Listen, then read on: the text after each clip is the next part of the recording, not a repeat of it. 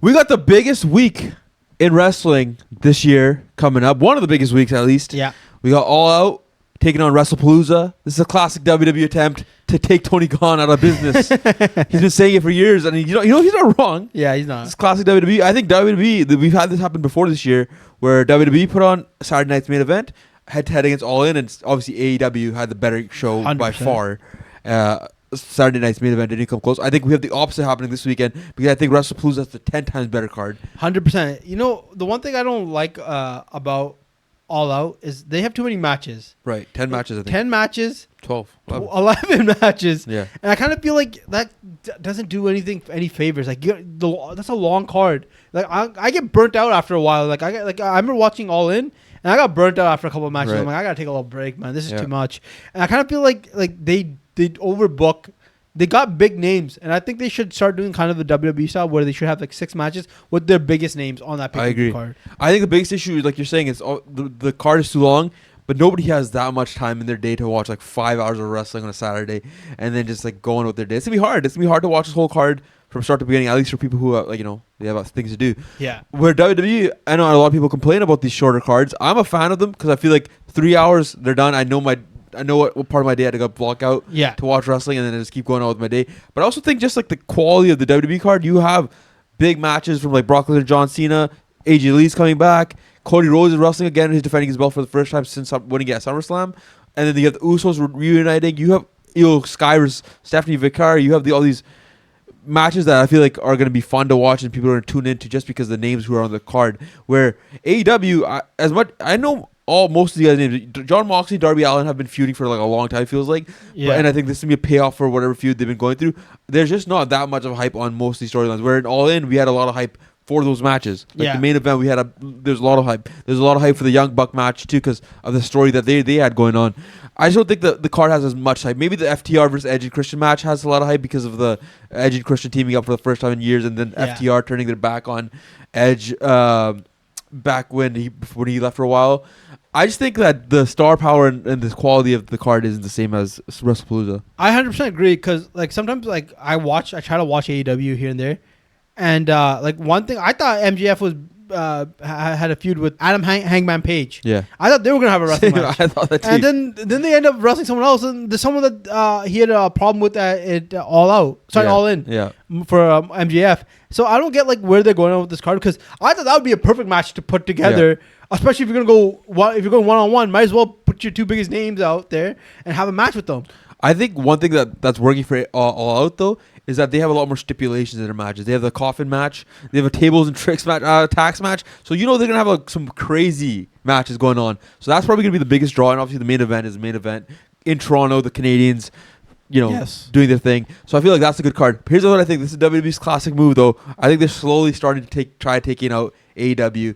Because this is what Vince McMahon did back in the 80s. I was going to tell you this about how in the 80s, after WrestleMania 3, Starrcade was like the only thing that WWE had to take, like that WWE had a competition against, right? It was, what's his name? Jim Crockett Promotions, JCP.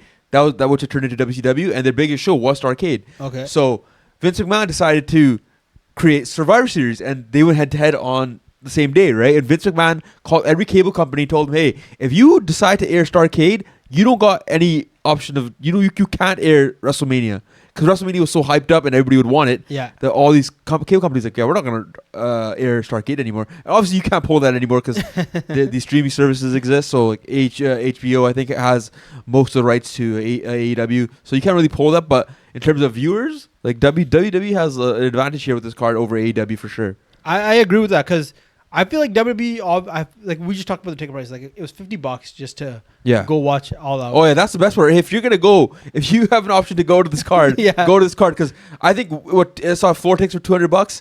That's how much my tickets at the Bell Center in Montreal cost for a Monday night for a Friday SmackDown when John Cena was there. So if you can go to the show, go to the show because it should be a good card regardless. That's another thing I think AEW has going for them is they don't try to like outbid the competition, right? Yeah. Like wrestling, TKO, they already came out and said it. They didn't like Vince's way of doing it, old family friendly, which is kind of wild to make Vince look like the good guy somehow in the situation. Yeah. But That's what I think AEW has going for them, because they can have a bunch of people just come in, families come in, people come in like for any cost, like $50, like that's cheap compared to what WWE is doing with like probably the tickets probably for these are like $300 at Indianapolis. Yeah, and I kind of feel like they're trying to gouge at the competition right now. They're trying to be like UFC, and they're trying to raise it up as much as they can. Do you think that if they do go family friendly, I don't think that's AEW style though, because their wrestling matches are way too hardcore. That is for true. Any family to come and watch. That's true. I'm not saying family friendly, but like the fact that they have cheaper tickets, I think they could draw a younger crowd easily. Sure, like college students,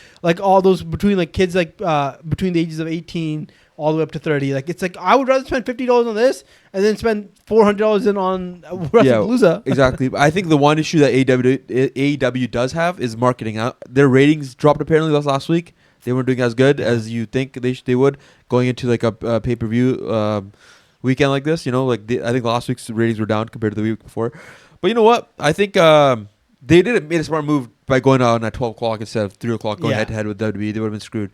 But you know what? I think we should move on to the actual card. We should talk about Wrestlepalooza now. Okay. Because I think Wrestlepalooza, we got a stacked card from top to bottom. We got a stacked card. Before we even look into this card, I want to talk about the build-up to most of these matches. Because I feel like the build-up, they failed with the build-up to most of these 100%. matches. They're going off straight-up hype only. Most of these matches don't have a proper build-up at all. John Cena, Brock Lesnar, I don't know what this build-up was outside of that one promo Cena cut on Raw this week.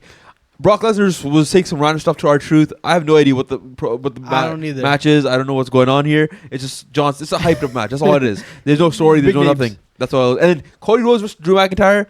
I kind of feel like shouldn't it have been Randy Orton versus Drew McIntyre before Cody Rhodes? Because shouldn't Cody Rhodes make his return at WrestlePalooza? Wouldn't that be a little bit more sense? Right. Because like let Randy Orton and Drew McIntyre's feud end before it gets started. It hasn't even got that started. It's just like now it's like let's abruptly end it. Cody will jump in and have this match. They probably have some plan here. Hopefully, if Randy Orton goes heel, man, I'm going nuts. That could be the plan. I can see happening too. But I feel like that's going to be the main event and I don't think this match is the main event over Cena, Brock Lesnar. I think that Cody Rhodes and Drew McIntyre, I'm still waiting for them to kind of promo on each other because that's like going to be the key part of their whole rivalry, right? I want to see like them talk it out because it's two of the best promos in the business, and I don't think we've gotten enough of that promo battle going on. Yeah, and I also like the story about both of them coming back to the company after leaving and building themselves up. Like that should have been the storyline, right? Yeah, but it isn't. We get this like little short thing, and then he knocks out Cody Rhodes. He has to go film a movie, and now we get back Cody Rhodes trying to get his revenge. The only two storylines I feel like have a story is the Usos versus the Vision. And CM Punk and AJ Lee versus Seth Rollins and Becky Lynch. Well, yeah, which I think that match actually has a proper build because they've done it pretty well. They started at Clash, and it's gone over and over, and where Becky Lynch kind of slaps CM Punk around. They go to Chicago, AJ Lee returns, and then we had the segment on Monday Night Raw, which was fun too. Yeah, with the neck injury or AJ Lee's neck injury, they're playing into that. So we do got a story here, and it makes the most sense. But I feel like the Vision versus Usos storyline, it's like rinse and repeat every week. Hey, Jimmy, Jay, you get attacked. Somebody's gonna come save you. No, Jay, you get attacked. Jimmy's gonna come save you. And then Jimmy gets attacked. Jay comes save him. It's the same thing over and over again. There's no real build here. Yeah, you know what it reminds me of? It reminds me of when Cody Rhodes was going against the Judgment Day. Exactly, it's the same thing. But the only difference I feel like is LA Knight has more of a issue with Jey Uso in this whole storyline. Yeah, and I feel like he's been more involved in the head-to-head between the two tag teams. Maybe LA Knight becomes a member of the Vision. I can see it. That'd be a good heel turn. That would be fun to watch. LA Knight heel turn would be exciting. I feel like something can happen with him and Jey Uso. At least that's the payoff in that match. And then Stephanie Vicar versus Io Sky. I feel like I'm saying Stephanie Vicar's name like I'm a white guy. Yeah, you are. Stephanie Vicar. Let me tell you something about Vicar here. But I think this match is going to be probably the match of the night. I'll call it right now. I'm calling this. That's going to be the match of the night because those two are probably the best workers the company has. And they're going to tear They're probably going to start with that match, I feel like. And I think that match is going to tear That's the biggest question. Who do you start the show with? Because John Cena versus Brock Lesnar is the main event. But who starts first? Because Drew McIntyre and Cody Rhodes is a good match. And so is CM Punk, AJ Lee versus Seth Rollins and Becky Lynch. Like, how do you even start this card? That's true. And the other thing I'm wondering is, do they add a sixth match? Because I don't think you should add a sixth. Because the card's so stacked. It is already stacked. I think you give every match their own time and you let them cook. Yeah, you got to give at least every match at least 20 to 25 minutes. Yeah. In my opinion. And I feel like that's the only way it's like worth it. Unless you're gonna throw a squash match in there, which there's no point in throwing in there. You're diluting the card at that point. You might as well just keep the quality you have right now for the quality it is. Because I hate when they last second on Friday night they're like, we're gonna throw this match in, and it's like, what the hell just happened? It just feels like a filler match too. You just don't really want to watch it either because you're like, there's no investment. There's no investment. Like if all these matches didn't have big names in them, I wouldn't be invested in them 100%. Either, right? Because there's no story involved at all. So I feel like you add another filler match in there, just hurts the card a little more. But still, I think this will be a fun card to watch. You know, it's obviously the hype, the names are in there, the matches are going to be fun to watch. So I think it'll be a good card. Looking at this AEW All Out card, I feel like there are some matches that are going to be fun to watch. The tag team match between Adam Copeland and Christian Cage. Did we call him Edge over the whole time? I think we might have called him Edge, but that's fine. Hey, they know who we're talking about. AEW. We got Cope and Cage versus FTR. I think that match should be fun. Yeah, especially with them being in Toronto. I think with the Leafs jersey in the background, I think this is going to be a good match. Even though we're not Leafs fans, but I feel like that's going to be a good match because it's in Toronto, so it's going to be excited to watch. I think that crowd's going to be red hot for that match. The other matches, you kind of look at Jon Moxley and Darby Allin. You know that's going to be like a bloody match. There's going to be a lot of blood. Yeah. A lot of bloodshed. Both those guys are going to go through. I think there'll be some crazy spots too. Definitely from Darby Allin. I don't know how I feel about having a coffin match without the Undertaker there. That's like Undertaker's thing. Like, come on. But they didn't call it, what do you call it? Buried Alive. Buried Alive, that's true. Wasn't that a casket match? That's casket. So coffin that's Darby Allin's finisher with the coffin drop. I'm pretty sure it's called coffin drop or something like that. Okay. But that makes sense for him because he's like, you know, ready to go at any point. Cables attack match with MJF. Yeah, that's going to be another violent match versus Mark Briscoe. So that's going to probably be a wild match for MJF. I think MJF should win that match. Makes the most sense. And then we got the women's title match. I don't think Toni Storm is going to lose the title anytime soon. No. I feel like there's no way she loses. She can't lose the title. She's like the biggest star. One of the biggest stars in AEW. 100%. I think the biggest star in AEW right now. 100%. And she's the thing most people tune into. The World Heavyweight title, Kyle Fletcher. I feel like the People's Champ. A lot of people who are AEW fans speak highly about him. Kyle Fletcher? Yeah, because he's supposed to be like one of the... I mean, I've seen a few matches, but I'm like... He's based on... future? Yeah, he's got to be the man of the AEW. Well, Don Callis in the family is not going to be allowed on the ringside. Yeah, they're banned. They're banned from ringside. I feel like this would be a good match. This would be another good match on the card because if Kyle Fletcher's who people say he is, Hangman Page is who I've seen him. Yeah, he's great. He's a great worker. We've seen him. He's great. So I feel like that's going to be a banger. I feel like that match could go at any point too. I think it might be the co-main event. I feel like it has to be the co-main event. Something like that. And then I feel the last match that stands out to me is this Okada triple threat match for his title with Takeshita. No Don Callis, I think, in this one either. I don't know if he's still in the family or not because I haven't been paying attention. So if you're an AEW fan, let me know. Yeah, I just saw Don Callis choke out what's his name? AJ Justice or what's his name? The Boom guy. I just saw that. AJ Justice probably.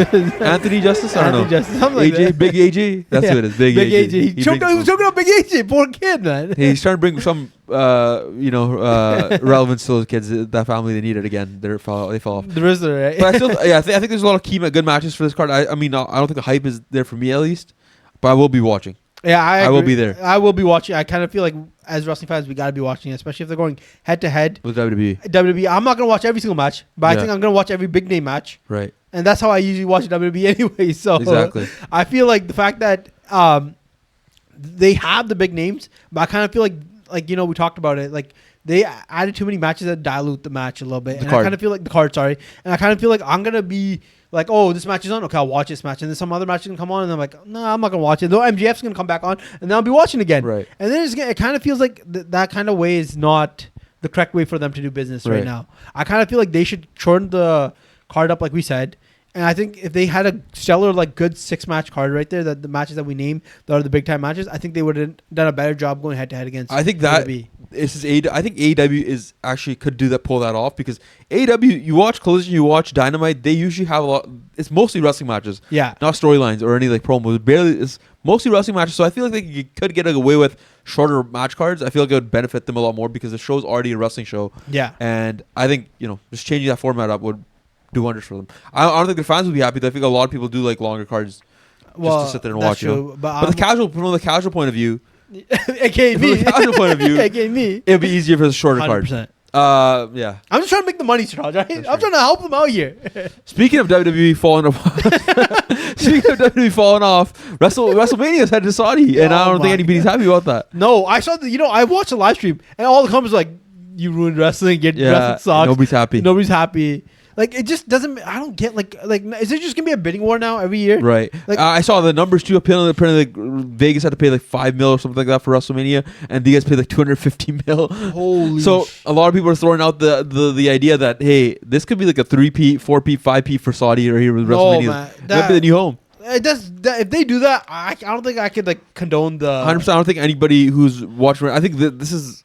It's crazy how much WWE has fallen off since over the last year. Yeah. Like based on greed and all that stuff they're going after, all the money they want.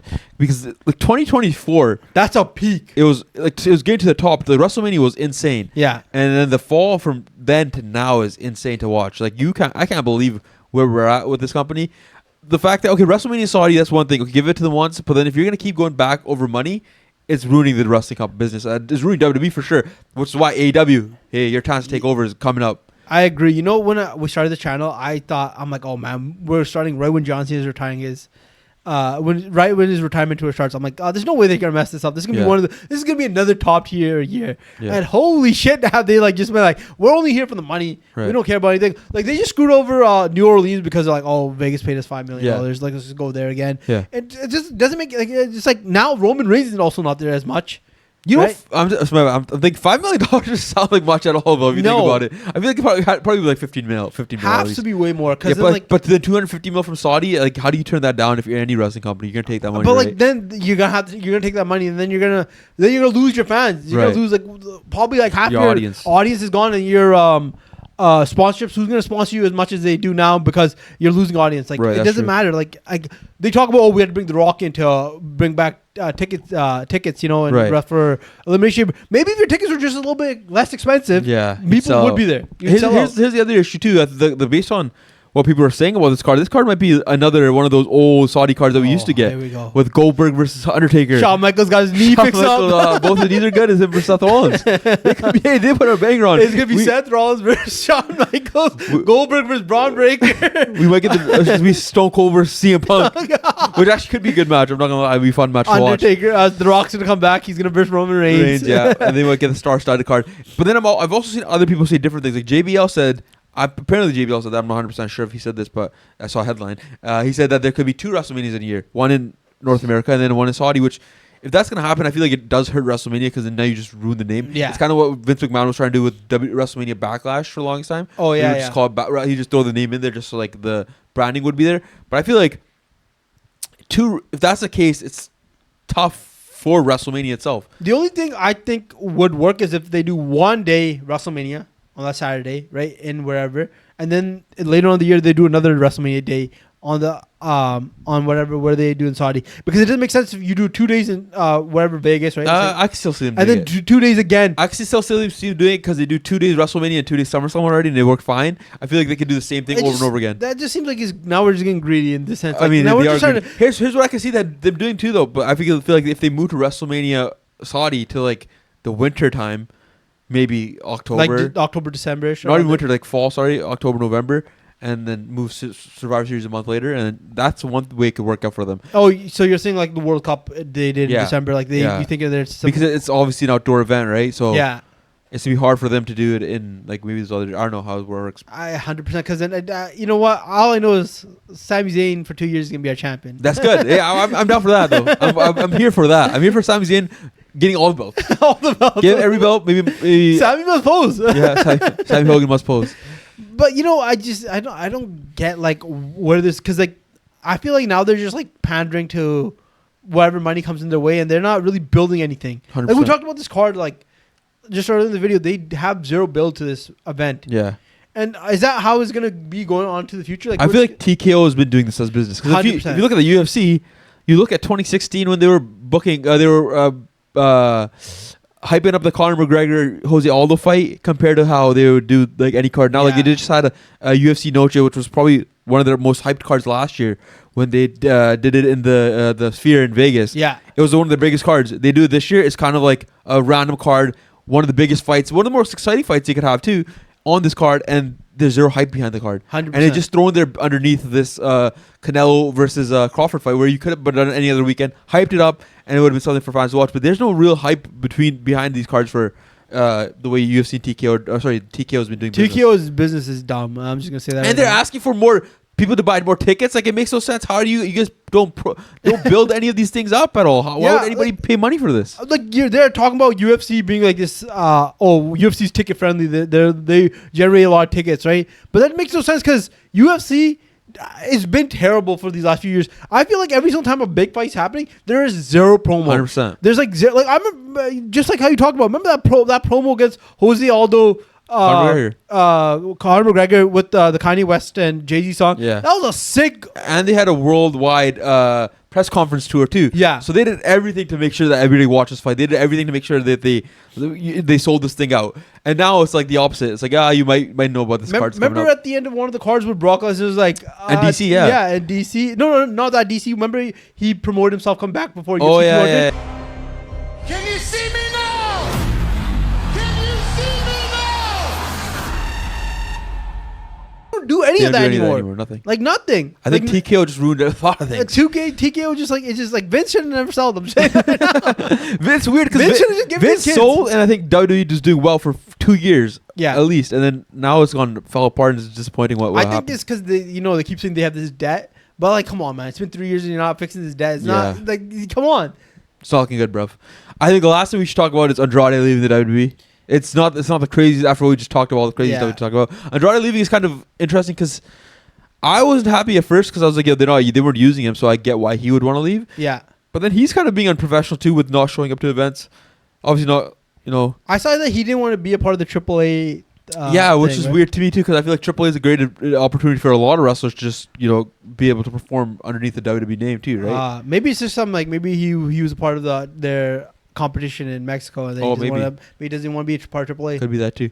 I wonder why he would. I don't know either because that seems like it's the best opportunity for him to become a bigger name. Yeah, because AAA.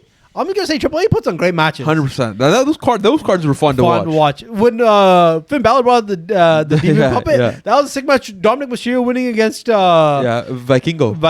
That was a great match. Like, I just think like it's just like I feel like Andrade would have thrived there too because he's that would be the perfect spot for him. Look, when I watch Dragon Lee in AAA, he's sick. Dragon Lee in AAA, it kind of brought back some stock into him too. Like his stock kind of gone up because of the AAA appearances. And I think he's been used on Monday Night Raw now more. And I think that's what Andrade should have been doing, right? Like, you should have been showing up to these events. You get more your name out there again. You get more hype behind yourself. And then, because it's more TV time at the end of the day. It's WWE. It's not like AAA has a different audience for WWE. It's mostly WWE fans going to watch AAA now. That's how it works. Yes. And if Andrade goes over there, now the WWE crowd goes, "Oh, look how good Andrade look. I want to see him on SmackDown. I want to see him on Raw." And that's how it would have worked out for him too. So I feel like him not showing up fumbled his whole his bag. Because the last time I think we saw him was that WrestleMania match, and he was sick in that match. SummerSlam.